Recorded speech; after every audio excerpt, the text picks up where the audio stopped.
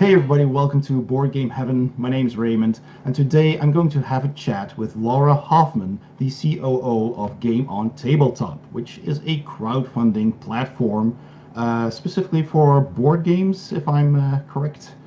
All right, Absolutely. Thank you, cool. Raymond. Thanks for having me. Game Yeah, of sure. Tabletop is a crowdfunding platform dedicated to tabletop games. So not only board games, but everything around that, miniatures, RPGs, everything.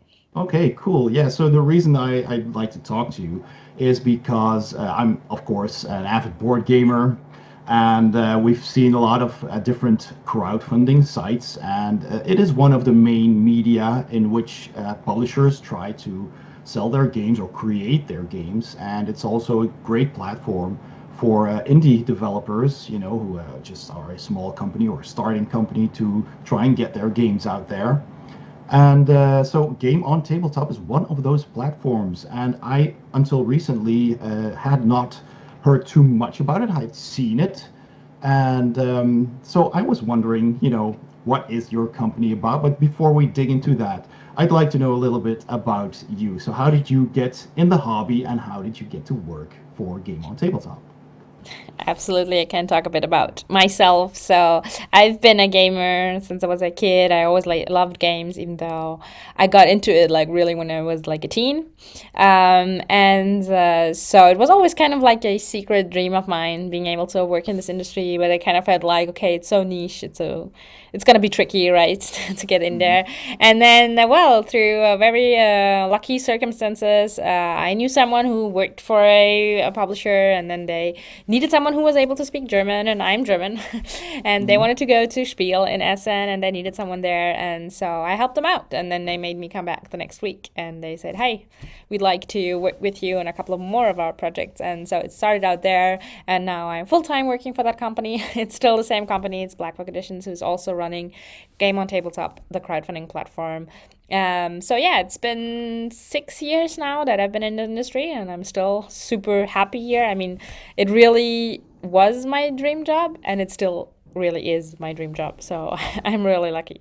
That's super cool. Yeah, awesome. It's yeah, it must be great to work in that industry. I mean, yeah, I've been to Spiel several times and just seeing the enthusiasm of the people there. It's just Yeah. Absolutely. yeah. I mean, it's an industry with a lot of tough things, a lot of hard work, a lot of frustration as well, because we're all so passionate, and it's not all only about passion. It's also about, I mean, I'm in operations, right? So I manage stuff, and I handle things, and invoices and management and stuff like that, right? They're not always just fun things, and it can be tough, but still, yeah, I mean, I acknowledge the fact that I am in a field that in the end of the day, like even if a business deal is like getting tough or anything, in the end of the day, you're still discussing about the next board game, maybe featuring, I don't know, wooden meeples in the form of, I don't know, rabbits or something, right? Yeah. So at the end of the day, even if it's been like hard work sometimes to get there, it still is a topic that yeah, brings in a lot of passion, and it's always awesome to be able to connect to that. Yeah, cool. All right, so let's talk about Game on Tabletop specifically. So, in a nutshell, what is Game on Tabletop? So, in a nutshell, Game on Tabletop is really crowdfunding for gamers by gamers. It's a platform that has built by the tabletop industry and with the tabletop industry and the people in mind, right? So the first part is obviously building something that's gonna target that audience. It's gonna target gamers, but also more importantly, it's gonna reinvest into that industry. So the thing is about building solutions and tools that this industry needs, and that we as gamers and we as publishers will need. And then also I mean, look at how tabletop crowdfunding has really evolved into a very specific sales channel. And even though there's still a lot of innovation and creativeness in there, tabletop crowdfunding campaigns are kind of similar. Like they're nearly always reward based. So there's very few campaigns that are like real donations. So it's about buying and purchasing, and it's kind of like an elevation of a pre-order. And so we acknowledge that, and we built a tool that really allows to do all that, to have all the steps integrated, to have like you select your pledge, but you also immediately select your add-ons, and you will be able to pay your shipping right away, and you will have stuff like stretch goals. Like stretch goals are part of nearly every campaign in the tabletop industry. industry. So those are part of Game On, and those are automized. So they're set up, and they can unlock while you are sleeping, right? Okay, okay. So yeah, and then it's also about, as we target a very niche, it's what we know best. It's where we can also help most with, and our mission kind of is also about making it less overwhelming, helping people guide through common traps to avoid them. It's not something we can absolutely guarantee. Like, you're not gonna have a struggle. It's not gonna be difficult or anything. It is gonna be a journey. It is gonna be an adventure, but we can provide as much insight as available and as we have time to share with you, in order for you to build something more sustainable and to create not only instant success but also long-term success. Okay, cool. So yeah, you mentioned that you have a lot of experience. So how long has the company been around? So like I said, we are part of Black Book Editions, who is an RPG publisher here in France. And so they've been around for like 16 years, maybe 17. I'm not entirely sure. And they actually started doing crowdfunding, building their own crowdfunding tool to run their own crowdfunding campaigns back in 2013. And so that's kind of like the core of where we come from. And at some point, it became clear that there was a demand out there for a need of more tabletop dedicated crowdfunding platforms that integrate the player management system and stuff like that. And so we are like, okay, hey, we have that tool already. We're gonna open it up and we're gonna welcome everyone on there who wants to use it, right? And so Game On was born. The platform became international. We also opened up to all kinds of different tabletop games, and so that was happening in 2017. So it's gonna be 4 years this year that we've been around. Okay, cool. That's yeah, quite a long time already, indeed. So you're broadening your market, I understand. So because I've probably heard of you first in 2020. I think I just saw it pop up on Facebook or wherever, and you've been, since 2013, like you said, it's been started. And so your company or Game on Tabletop is based in France, right? So have they been focusing on French games first and now expanding into the So when they international started market? out in 2013, obviously the idea was to make like first was about making an internal solution, and then it very quickly became clear that other publishers were interested as well. So it started out with other French RPG publishers, and then very quickly migrated to other locations in Europe, specifically Germany, for instance. And so it kind of like grew. And then when the decision came that this is going to be able to go beyond. We're gonna translate it. We're gonna make it really a standalone version with Game On. So that was in 2017, and since then it's been growing internationally, and we've not necessarily been focusing on any particular market. Obviously, the biggest market for us to reach is the U.S. market, because there's where most of the gamers are, right? A big number, even though the European markets are very strong, and it's also something that we very openly embrace. That's why we still have a lot of French campaigns, German campaigns, Italian campaigns, stuff like that. And I really encourage creators to do those as well, because sometimes it's about, okay, hey, we run this campaign, and obviously we will make it in English because it needs to be available for everyone. But localized gaming cultures are super, super important. And I mean, they're even though it's tiny countries compared to the US, for instance, those European countries are super strong as well. And not only European, obviously, it's also getting more and more traction all over the world, like China and yeah, Japan and stuff like that. They're all increasing in there. And so our biggest markets are actually the US, Germany, and France, kind of on the same level. Okay. But then crowdfunding is a lot about people following the creators, and backers generally tend to follow the creator wherever they are, right? And Hmm. so that's kind of like where we will have a couple of people that have been around for a very long time that will have a ton of projects that I backed with us, because their most common publishers are on our platform, and they're also engaging with them in a very regular way. And then a couple of, obviously we don't have everybody on our platform yet, right? And so that's really interesting to see kind of like how it evolves, and how some people, yeah, might not necessarily have been hearing about us, because there are few backers that go out there and say like, okay, I'm gonna research crowdfunding platforms. They're going out there. I'm researching the next game I'm gonna buy, and then it doesn't really matter on which. I'm not even saying only crowdfunding platform, right? If a game is only releasing a pre-order on their own site, people are still gonna purchase it, right? Yeah, yeah, true, true. So let's get into the details of how it works. So, how is Game on Tabletop, for example, different from other platforms? Like I said earlier, one of the biggest differentiators is obviously the fact that everything is built into Game On, so you don't have to use any external services like a pledge management system because you have all the data that is grouped into Game On right away. And then you get things that are automized and are thought out for. So I already touched on that about auto unlocking stretch goals. So those are, you set them up, and when they're unlocked, well, they unlock, right? But there are also things like one of our recent features is our PDF fulfillment system, what we call our digital loot. So if you have a print and play version of your game, or if you have a PDF version of your RPG, well, that can be then delivered to the backers through our own system. So you don't. We try to take away some of the tedious stuff that has to be done. I mean, there's still a lot of tedious stuff that will need to be taken care of. But yeah, simple things like being able to pre-schedule all of your updates right in advance. That way, you can have like content constantly going through without it completely sucking out all of your energy, right? Because you have to constantly be typing new projects around, new updates around. So yeah, and then also obviously, like I said, the fact that we will be there as well, and you can ask us questions. We're not going to run the campaign on your behalf, but we are going to try to help you out as much as possible and point you to the different elements we can. We also share through our own social media and different other outlets we might find for your project as well.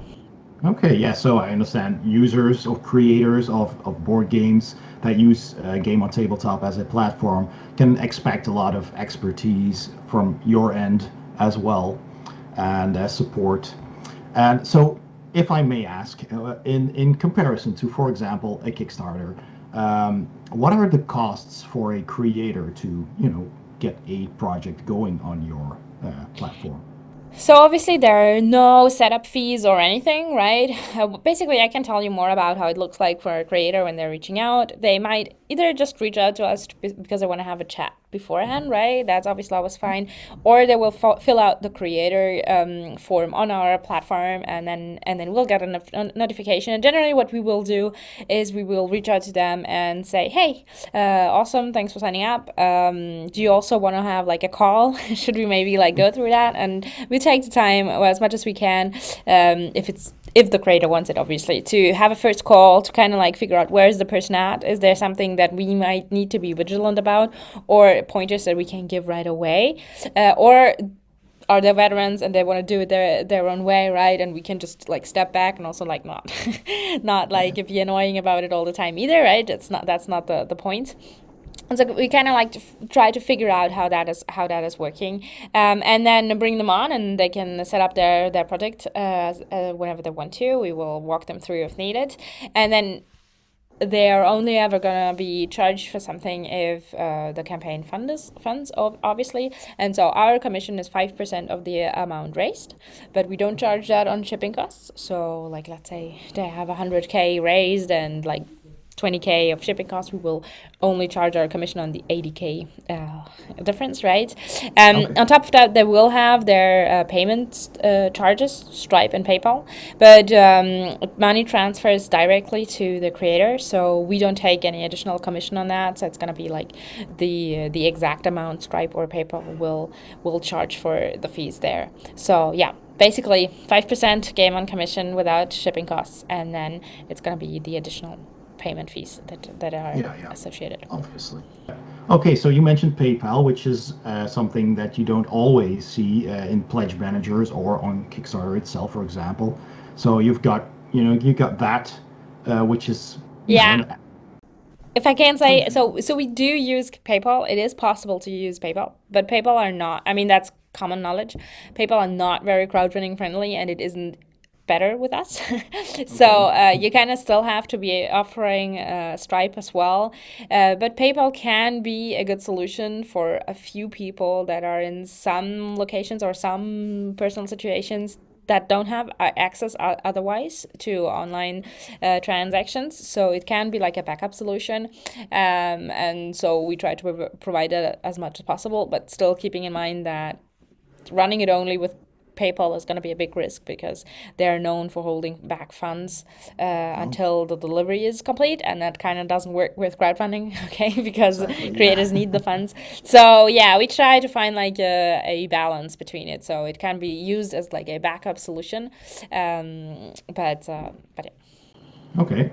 And what can backers expect from Game on Tabletop? So you've already mentioned the built-in pledge manager, which is very convenient. You know, if you pledge on one platform, you don't have to yet have another platform that you log into and have your details listed there. And so everything is in one place.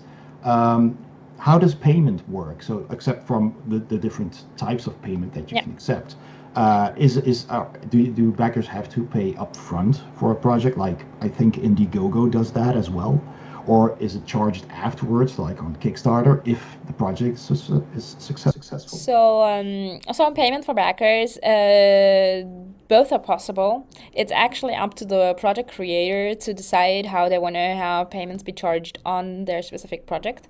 There are a lot of different reasons that may lead to one or other decisions that are, that really depend on the type of project it is, the also the risk of it not funding, right? If it's not going to fund, it might be easier to have it be charged all at the end because you don't have to like refund anybody. But then if you're like really sure it's going to fund, it has a big advantage that there's like if there's a credit card decline, you can then just handle it right away, right? And you don't get into that panic at the end where you have like 10% dropped credit cards because like the project has been run for too long of a time, and you can kind of like take care of that and interact with your backers way more throughout the campaign, so that's a big advantage. And so it's kind of like up to the creators. We can see very different ways it's been done. Like there are creators that always run it instant charge, and then it's always delayed for others, right? We kind of like leave that flexibility up there. What I would say otherwise for backers is obviously, like you pointed out, the fact that you can have all your selection done, and also that you see what you're getting. Like if you can see that on some other platforms, sometimes backers will actually like create like little tables or websites to like actually figure out, okay, I'm getting that, and then they charge in addition. And I don't think that's that's super healthy, because I know it from myself when I back something and then I'm like 6 months later there's a pledge manager, I don't remember what what I wanted to get, Exactly. right? Yeah. And so I think it's all about transparency. It's in the sense of that crowdfunding for tabletop games is specifically always about purchases. Like I said earlier, it's very rare that there is a huge amount of a donation, right? Which is kind of like easier to manage because there's nothing like physical attached to it. But tabletop crowdfunding campaigns are a lot about purchasing, and if you want to purchase, you kind of like want to see what you're getting. So I think that's a big advantage. There's also the fact that like I said, like digital file fulfillment, stuff like that, so they just log into the same account. They don't have to like follow through follow all of their email updates and then invitations to late pledges, going to fill out that stuff. In addition, I think that's a huge benefit that I personally, as a backer, also appreciate. And I think there is a bit of another element there to it as well, because we are closer to the community and also to the gamers in and of itself. So even though we don't really play a part in the transaction between the creator and the backer. So if there's a delay on delivery, it's not we cannot do a lot about it. But we do get feedback from some of the people that are there, and they're like, okay, yeah, but I just want to reach out, I just want to hear what you guys think about that. Or they will also let us know about things that might be a bit weird, or where they're like worried whether that creator will be able to follow through. And sometimes that helps us to also catch something where we can reach out to that creator and say, hey, do you need something, right? Can we help? I saw that there's something going on there. Like if you need another fulfillment solution or another manufacturer because it didn't work out with the one you had planned for, right? Right. Sometimes it really helps in that, and I think that's something that at least backers that are repeat with us kind of understand as well. That we are easier to catch, and also more personally concerned, because it's not only about Game On doing well and Game On being a great platform and well seen. It's also about I actually care about the fact Hmm. that those games get out there because I'm a gamer too, and I would love to see them fulfill. And so yeah, I think that there is more of a proximity there. That would be what I would say from a backer point of view. Yeah, okay, that sounds great. Yeah, it sounds, safer in your hands, for example, than a detached big company platform somewhere Yeah, that's. I mean, still, right? We won't be able to figure out all the issues, and I mean, there are sometimes creators fail, or sometimes creators have a lot of delay, right? Because it's a long adventure, and we cannot fix all of that, and that's not at all what we pretend to be doing. But at least, like I'm really always grateful about people reaching out to us and also giving us their feedback on that. Because we are still closer to that, I think, for now at least. And so yeah, I think it's about having that transparency there, and for us, it's very important that backers feel that they have their space there as well, and that we built this tool also for them. I mean, obviously there are lots of little features that we built just for the backers that I didn't touch base on specifically, but creators obviously are important for us because they are the ones in the end that we work with most closely, because we help them through setting up their campaign. But in the end, the backers are the community that we all want to reach and that we all want to have on that adventure. Well, I've said that before. Crowdfunding is an adventure, and you can only live that together. And I hope it's going to be a great one for as many people as possible every time around, right? Yeah, cool. So I'm a bit curious about recent projects. So can you name a couple of recent projects that we might know of that have been crowdfunded through Game On? So yeah, one of the campaigns I recently was really enjoying seeing on our platform was the French version of Dice Throne from our good friends at Lucky Duck Games. They raised around 200K for the French version. I thought it was amazing to see the traction that we got there. Also, really happy to see Pinnacle Games coming back with their East Texas study abroad campaigns in there, and then like lots of smaller and bigger projects as well. We also had a couple of, which I thought was really interesting. Recently, we had a couple of online stores and even physical stores actually crowdfunding, and I think that's a powerful statement in a period of a global pandemic Yeah. where things are difficult, and to see that still people are still working out and thinking about tomorrow and thinking about the way how we can connect with players later on. So yeah, there's a recent campaign of Dédé en Folie that they did a great campaign for their own shop, and yeah, a couple of other ones in those in this kind. So I think that's also super interesting. It's campaigns that we see less, right, about projects that are like not games in and of itself, but are very important for the industry. And so those are also always great challenges for us to work with. Okay. Cool. And any upcoming So games that you could the tease, thing perhaps? is, I'm like the worst person to talk about upcoming projects because there's so much that goes into the announcement of a campaign, right? And I'm always Yeah. like, yeah, it's gonna come up, and then like they have something coming up, and I have to push it over a week, and so I kind of like became that person.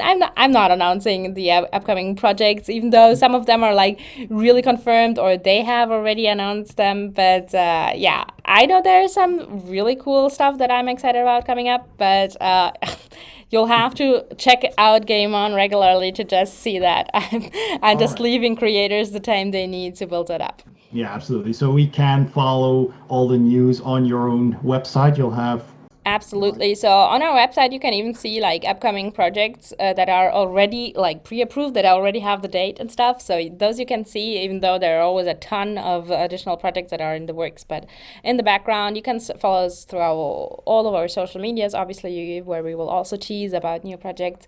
We also have a YouTube channel where we release videos, and we also release interviews with creators, and we'll talk about some projects, sometimes that are upcoming, sometimes that are running, sometimes that have been on our platform.